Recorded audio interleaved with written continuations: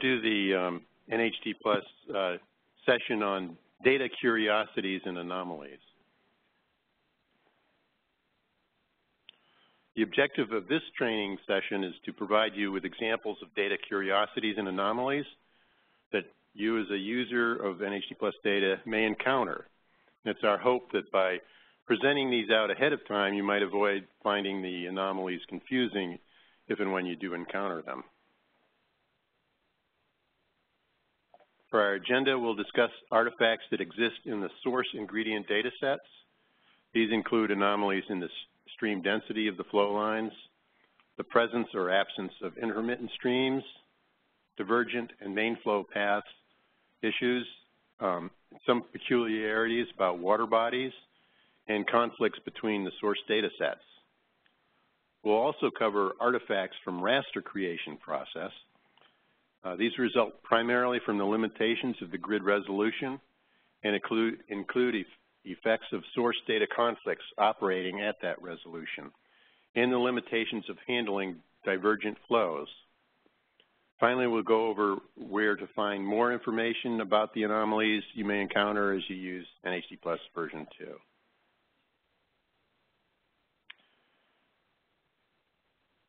Inconsistent stream density within the NHD is an example of an artifact in a source data set. In the NHD, stream density varies not only by hydrogeologic characteristics of the landscape, but it also varies by the 1 to 100,000 scale quadrangle map. This illustration shows tiles of the 1 to 100,000 scale maps showing the flow lines depicted in the medium resolution National Hydrography Dataset. From this, you can see there are inconsistencies in the stream densities that originate in the source data maps. It's apparent that different densities are associated with the different 1 to 100,000 scale maps. These different densities could result from different source scale maps from which the 1 to 100,000 scale map were originally created. If it was created from a 1 to 24,000 scale map, for example, it could be very dense. If it's created from a 1 to 62,000 scale map, the density would be less. And it's my understanding that at the time these were created back in the mid to late 1980s, they'd look to see if the entire quadrangle was covered at the 1 to 24,000 scale, and if even just one to 24,000 scale map was missing at that scale and not yet completed, then they'd do the whole 100,000 scale map at the by extracting the 1 to 65,000 scale hydrography. So that would account for some of this. Also, it's possible that different generalization techniques were used. Here's another curiosity. This figure shows the NHDPlus flow lines in an area in the Midwest. If you were to click on a headwater flow line, you might be surprised to see you only get part of what appears to be a single stream river feature. Reviewing the attributes of this feature, you may also see that the attributes are identical in many respects from the upper portion and the lower portion of the line, suggesting that it should be one feature. Both parts of this line are coded as stream river with the same identifying reach code. So why are these two different features rather than one? The explanation is that there is an important attribute change between the upper and lower part of this headwater reach. I've selected here all flow lines where the F code equals 46003, which is the code for an intermittent stream. These are shown in the figure in the light blue. The rest of the flow lines in the figure are shown in dark blue are perennial streams with a code of 46006. So what we're seeing here are numerous examples where the flow is intermittent in the upper part of the headwater flow line, while the flow is perennial in the lower part. This is an important hydrologic distinction in the flow regime.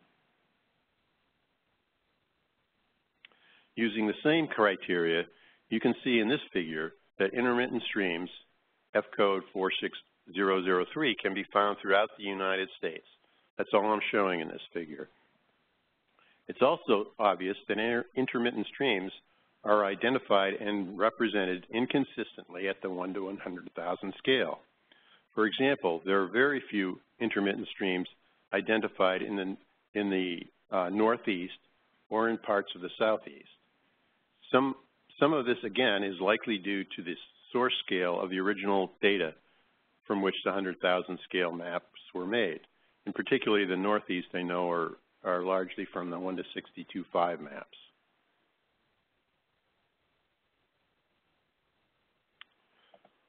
Other artifacts that can be found in the medium resolution NHD relate to the coordinate ordering system order of the flow lines and also to the genus name assignments.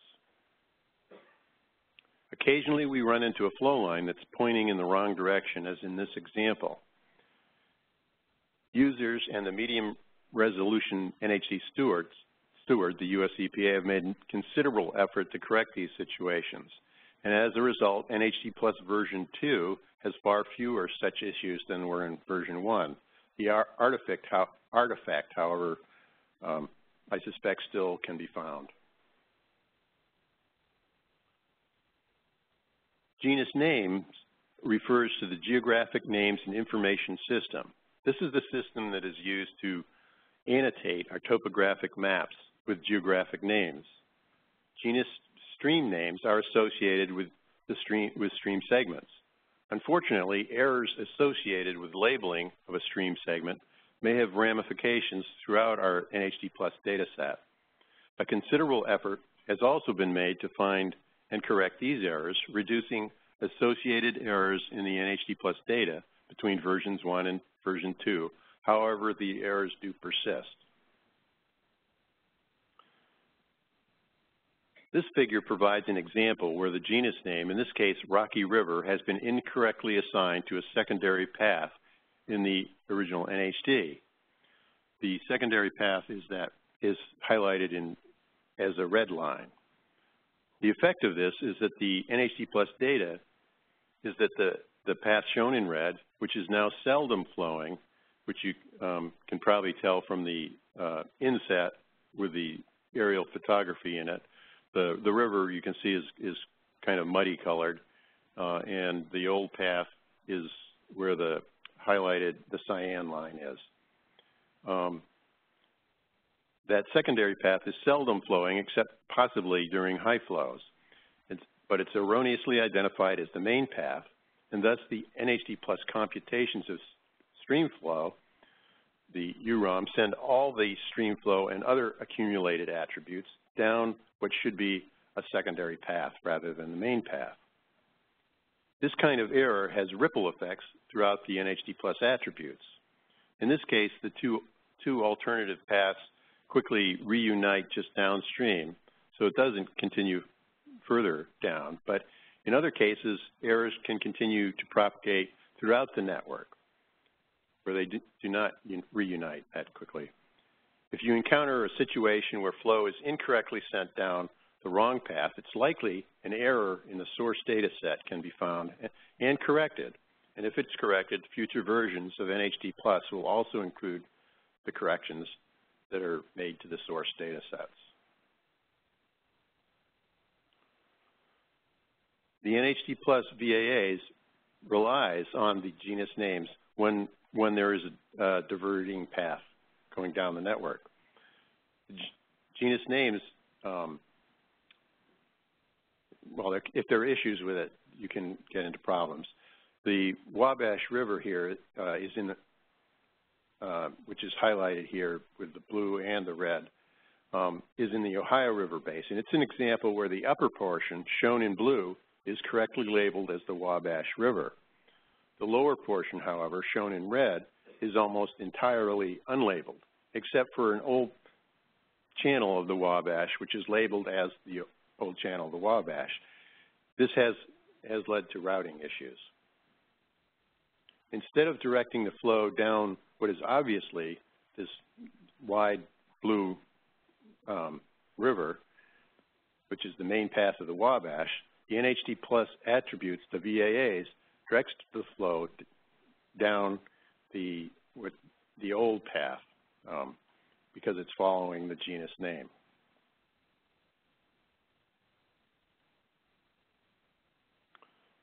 There are also artifacts in the water bodies. Some water body features are subdivided at the 1 to 100,000 scale. These artifacts result from the subdivision from the original source DLGs when the data were tiled together to produce the NHD. In the example here, there are 5 polygons that represent Kentucky Lake. Each polygon has its own unique COM ID as well as a unique reach code in the NHD Waterbody Feature Class table. The number of these artifacts, again, have been greatly reduced between versions 1 and version 2 of NHDPlus. However, this particular example still exists. Another idiosyncrasy in the NHD that carries over to NHDPlus is that some water bodies have been lumped together. In this case, there are 3 adjacent water bodies that are in reality separate lakes, but were assigned a single polygon in the water body feature class. Other sources of artifacts that you might encounter are conflicts between the medium resolution NHD and the HUC-12 watershed boundaries. This is an example of just such a conflict, where here an NHD flow line crosses a 12-digit HUC divide. Either data source could be in error, but the 1 to 24,000 scale map shown beneath it shows that the NHD seems to be in error in this example. The same conflict in input data sets will typically carry over to the final NHDPlus product. In this example, for the same area, the NHD flow line extends out of the NHDPlus catchment that is associated with the flow line.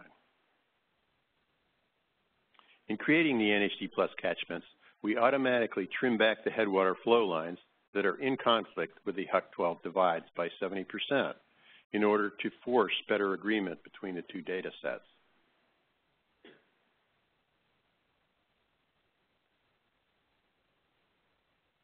So here it is trimmed back, and that's what's used to create the catchment.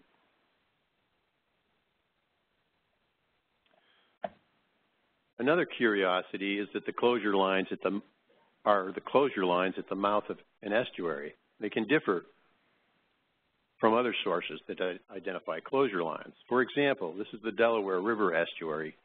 We show the closure line that NOAA has defined versus the one that the NHD has defined. And in this case, I'd say the NOAA line seems more authoritative.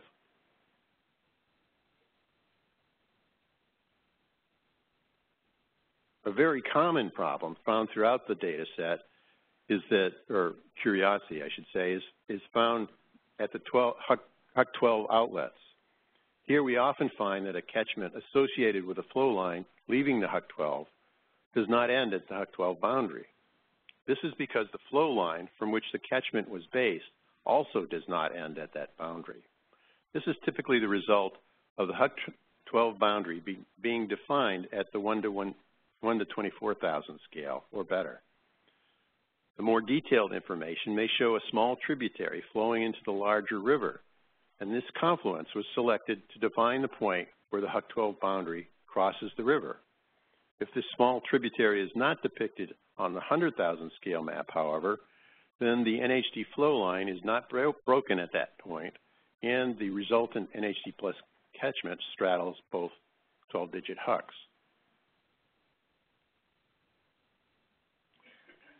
This slide illustrates a conflict in information, in this case caused by an error in the HUC-12s. Here an NHD flow line crosses the divide of the WBD in red. The NHD is correct in this case. It's actually sort of culverted on under the roadway there. But fortunately, the trimming back of the headwater stream by 70% wasn't enough to put it back and cross the divide. So the catchment that was developed from it is a realistic catchment.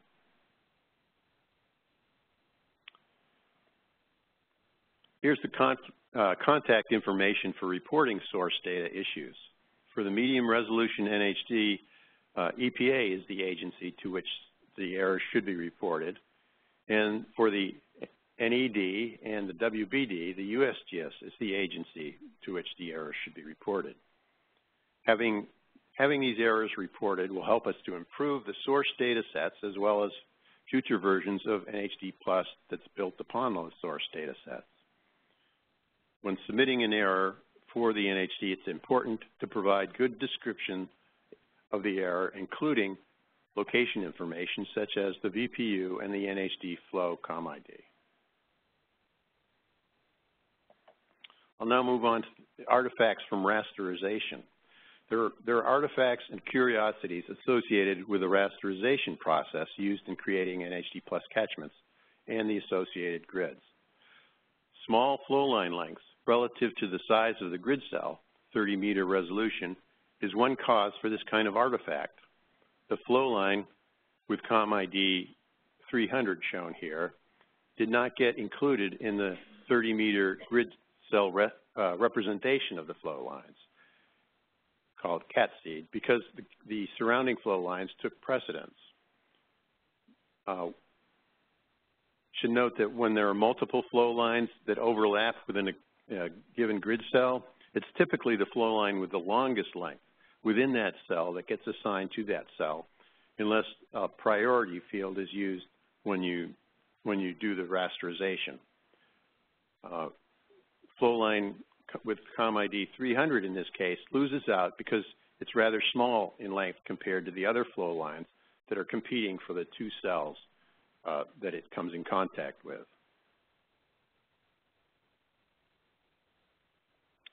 The absence of the short flow line 300 not being represented in cat seed carries over to having no associated catchment as well once we develop the catchments.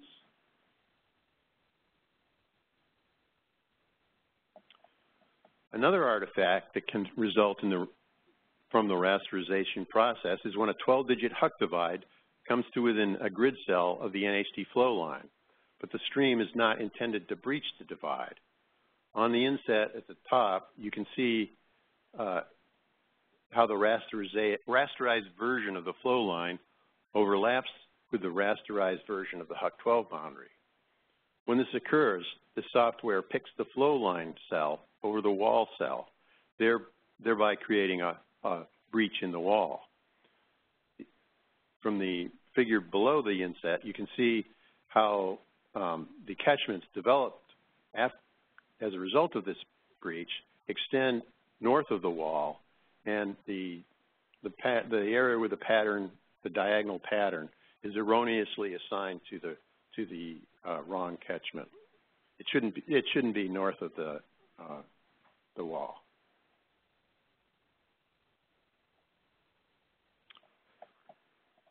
Another thing that causes a lot of artifacts, or can cause issues, is there are, we think of the network as being dendritic, but out of the 2.7 million flow lines, and I don't know how many divergence, well, there's 66,000 divergences where going downstream the flow splits. That's quite a large number that doesn't fit our conceptual model of being dendritic. The effect of the rasterization on the NHD flow grids is greatly influenced by these 66,000 divergences nationally in the medium resolution NHD. NHDPlus V2, we made a considerable effort to correct for this. And so it's now in much better agreement with the attribute information that comes with the VAAs in NHDPlus V2. Especially the divergence value that picks the main path. So here's an example where the flow splits. The next few slides illustrate the point. The figure shows a divergent flow at a particular cell where the flow could go either way. There are two possibilities, but unfortunately the software doesn't support anything more than a single downflow direction when creating the flow direction grids. One of the two directions need to be selected. In NHDPlus version 1, the selection was basically random. Okay.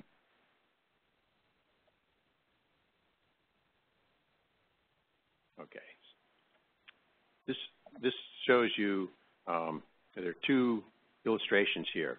In NHDPlus 2, the value attribute divergence that identifies the main path is used to help select which direction the flow grid should point. Now, just the numbers indicate the value of the divergence, and the 1 is an indication for the main path and the 2 for the secondary paths. So these two examples here illustrate how the flow direction is intended to follow the main path of divergence equal to 1, the highlighted red pattern.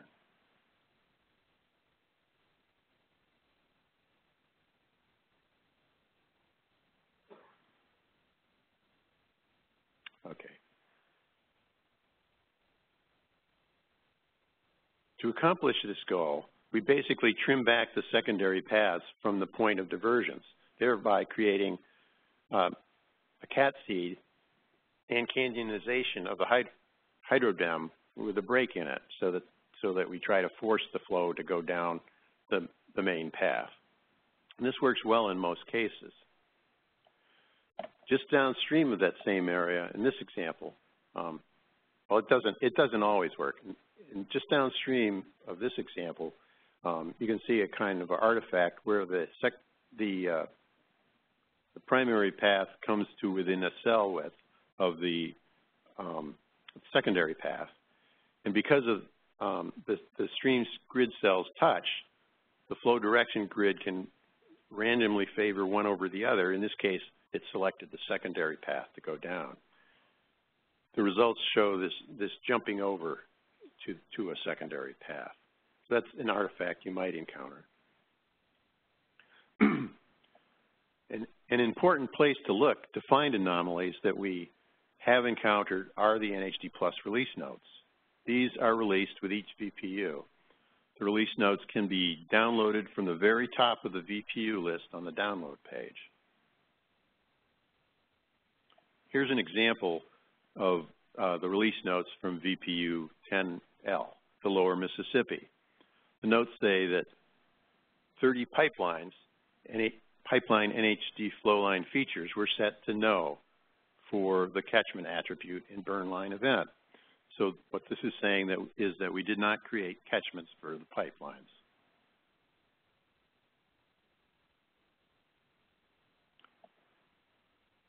To learn how to report problems in NHDPlus data, you can go to the NHDPlus, the EPA website on NHDPlus and click on Learn More, and then click on Update Guidance. When reporting errors, you'll need to provide geographic reference to the feature that needs to be corrected. The VPU ID plus the NHDPlus COM ID is best. If the error exists in the NHDPlus attribution, then a description of the necessary correction is needed. If the error is in the geometry, then an image of the correct geometry from a reputable source is also needed, along with a description of the edits to be made. It's also useful to supply a contact person who's available to answer questions if needed during the editing. For more information on NHDPlus data and how it was built and the resultant curiosities and anomalies, I refer you to the NHDPlus User Guide. And the usual resources are here. Again, the User Guide and other NHDPlus documentation. And that's it. This concludes the training session on NHDPlus curiosities and anomalies. Are there questions? All right. Okay, so add to Rich's slide that talked about who received the updates for medium res NHD, and Rich said EPA. I wanted to explain the history there. So we started building NHD with the USGS mapping program and the water program, and once it was released, the USGS mapping program started working on 24,000 scale data. I mentioned this earlier today. It's important to reiterate it. And then EPA and the USGS water program moved on to enhance, to add the plus part to the 100,000 scale NHD. And so at that point, we accepted kind of primary custodian role for the medium res, while the mapping program was focusing their energies on higher resolution NHD. And so that's the history there. We still distribute the medium res product. Well, we plan to distribute the latest medium res product through USGS on into the future. We've got to do an update here in the next month or so, but that's something we've been working on. Okay? Any other questions? Whoops, coming. You gonna get them?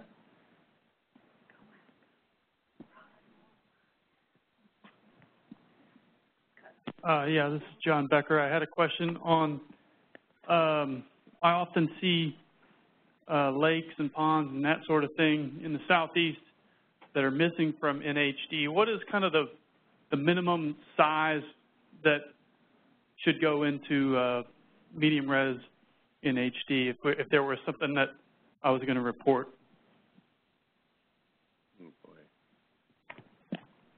I think the original 1 to 100,000 scale mapping standards were 11 square kilometers, but we will put any lake in medium res NHD Plus that you would like to see in the product. We have added a lot of lakes for the National Lake Assessment Program, for example. So if you see lakes that you need, tell us.